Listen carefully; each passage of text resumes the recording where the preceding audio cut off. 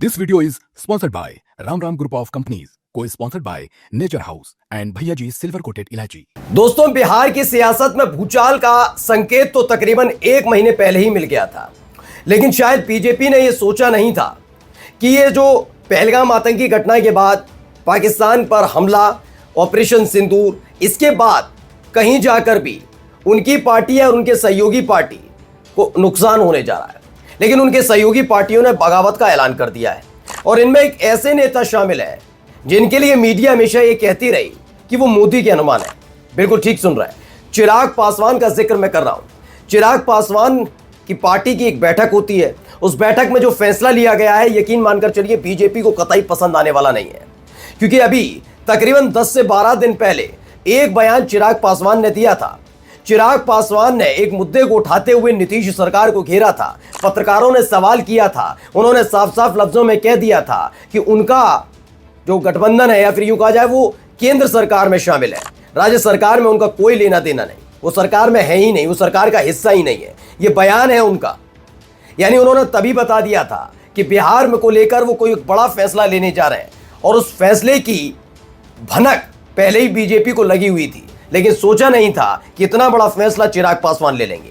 खबर सिर्फ चिराग पासवान से जुड़ी नहीं है, हिंदुस्तानी अवामी मोर्चा यानी कि जीतन राम मांझी की पार्टी की तरफ से भी कुछ एक ऐसा ऐलान किया गया है जो बिहार में बीजेपी को अकेला छोड़ सकता है। नमस्कार, मैं हूं प्रज्वल गौतम और आप देख रहे हैं खबर चौक। मैं चिराग पासवान के लिए हमेशा कहता रहा हूं, चिराग पासवान एक ऐसे नेता है जिन्होंने बिहार में, मतलब हमारी एक राजनीति होती है, हम देखते हैं समझ, ऐसे तो बहुत इतिहास में हम भी पढ़ते हैं, लेकिन जो आपके सामने घट रहा होता है उसमें बता रहा हूं। मैंने अपनी आंखों से चिराग पासवान की पार्टी को उनके चाचा की तरफ से छीनते हुए देखा, कब्जा करते हुए देखा, या जो भी कह दीजिए बगावत हुई, उनके चाचा के पास चली गई।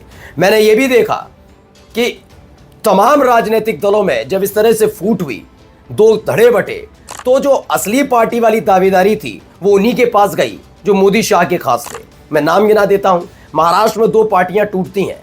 एक पार्टी टूटती है शरद पवार की, एनसीपी, लेकिन असली वाली पार्टी जाती है अजित पवार के पास।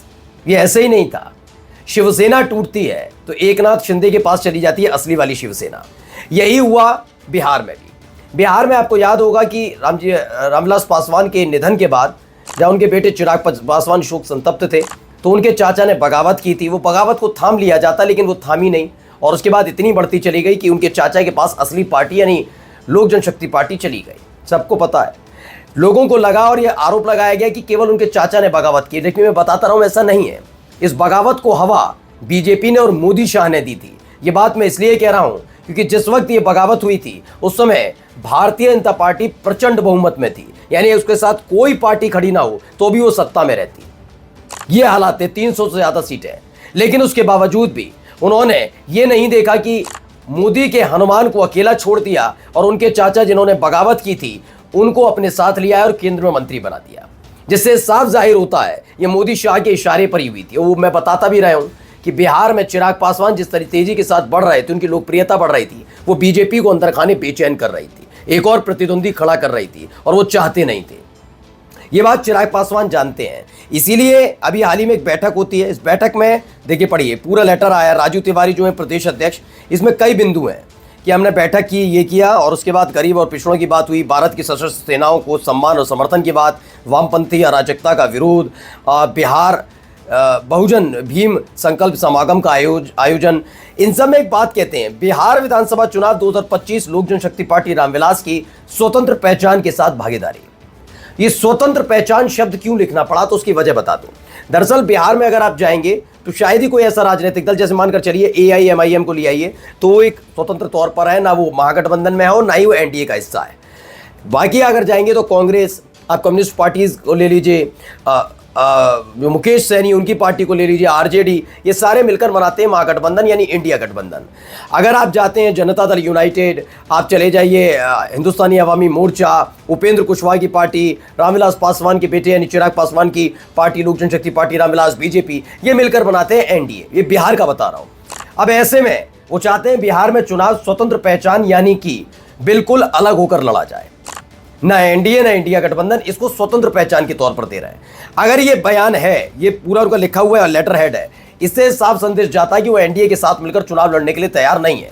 अब ऐसे में उनके सामने एक प्रशांत किशोर बचते हैं, लेकिन माना जा रहा है ये प्रशांत किशोर तक नहीं पहुंचेंगे और उससे पहले ही बीजेपी के रिएक्शन का इंतजार कर रहे हैं। और अगर ऐसा वैसा रिएक्शन कुछ आया है तो इंडिया गठबंधन में चिराग पासवान चले जाएंगे। क्यों जाएंगे वो भी बताऊंगा, लेकिन पहले देखिए फर्स्ट बिहार झारखंड की खबर है। स्वतंत्र पहचान के साथ बिहार विधानसभा चुनाव लड़ेगी एलजेपीआर। एनडीए में सीट शेयरिंग से पहले चिराग की पार्टी का सियासी ड्रामा शुरू। ये ड्रामा शब्द इन्होंने लिख दिया, लेकिन मेरा मानना है ये ड्रामा नहीं है, ये एक ऐसा वजूद है जो जरूरी होता है हर पार्टी के लिए। क्यों कह रहा हूं मैं बताता हूं।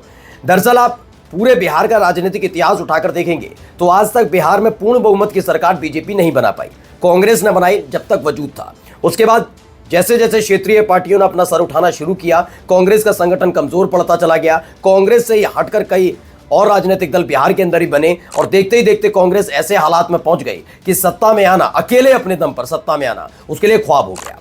बीजेपी ने सिर उठाया, लेकिन आज भी उसके हालात ये हैं कि बिना सहयोगियों के वो चुनाव नहीं जीत सकती, नहीं सत्ता में नहीं आ सकती। चुनाव तो जीत जाएगी लेकिन सत्ता में नहीं आ सकती। इस बात को उनके अपने सहयोगी समझते हैं, सारे समझते हैं। नीतीश भी समझते हैं, उपेंद्र भी समझते हैं चिराग पासवान भी और जीतन राम मांझी भी। अब ऐसे में इन सब के बीच एक कहानी ये निकल कर आई है कि इनसे कह दिया गया आपने जैसा चाहा वैसा हमने किया, लेकिन बिहार में जहां आपको हमारी जरूरत है वह हमारे लिहाज से होगा। चिराग पासवान चाहते हैं कि जैसा कि बीजेपी सोच रही है चुनाव बाद नीतीश कुमार को साइडलाइन करके अपने किसी नेता को मुख्यमंत्री बनाना। चिराग पासवान कहते हैं ऐसा नहीं।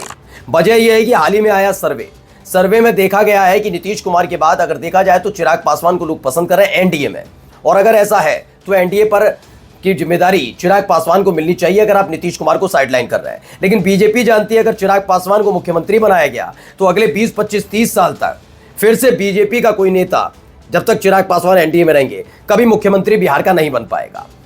पहला। दूसरा यह है कि चिराग पासवान की उभरती हुई राजनीति को देखकर वो थोड़े सकपकाए हुए हैं, इसलिए बार बार चिराग पासवान को दबाने की कोशिश की जाती है। लेकिन बीजेपी भी जानती है बिना इन नेताओं के उसकी दाल गलने वाली नहीं है। यही नहीं, एक और खबर है, जरा पढ़िए। फर्स्ट बिहार झारखंड की खबर है। 2025 चुनाव के लिए हम पार्टी तैयार। मंत्री संतोष सुमन जो जीतन राम मांझी के बेटे हैं, उन्होंने कहा कि कार्यकर्ताओं से कहा कि इतनी शक्ति पैदा कीजिए कि हम पार्टी के वो अकेले भी 243 सीटों पर लड़ना पड़े तो अकेले लड़ जाएंगे। यानी एक तरफ चिराग पासवान बागी नजर आ रहे हैं, बगावत करते नजर आ रहे हैं, तो वहीं जीतन राम मांझी की पार्टी भी बगावत के दहलीज पर आकर खड़ी हो गई है। हालत यह है कि जवाब देते नहीं बन रहा है दोनों ही तरफ से। दोनों ही पार्टियां अपनी अपनी तरफ से वजूद तलाश नहीं हो। वजह क्या है? वजह मैं बता चुका हूं। बिहार में बीजेपी का कोई अपना स्टैंडर्ड नहीं है। अपना एक ये नहीं है कि वो अपने दम पर सत्ता में आ जाए, ना पहले कभी आ पाई। सोचिए 2014 में जब लहर चली मोदी जी की, तब भी अपने दम पर सत्ता में नहीं आ पाई। 2019 में भी देखिए सत्ता में नहीं आ पाई। 2019 के बाद 2020 में चुनाव हुआ। यानी सोचिए जब लहर चल रही थी तब भी ऐसे हालात नहीं थे कि बिहार की जनता ने बीजेपी को आगे आकर सपोर्ट किया हो। अब ऐसे हालात में आप सोचकर चलिए कि अब तो रसातल की तरफ बीजेपी बढ़ रही है। ये बीजेपी के सहयोगी भी जानते हैं, एक एक करके आंखें दिखाई जा रही हैं। साफ साफ लफ्जों में कह दिया है हमारा हिस्सा, हमारा हक, हमारा अधिकार है, और वो नहीं मिलेगा तो हम छोड़कर जा सकते हैं। नमस्कार। New public inter college Lucknow, admission open. For more information call 0522 282232 और 7755 089585।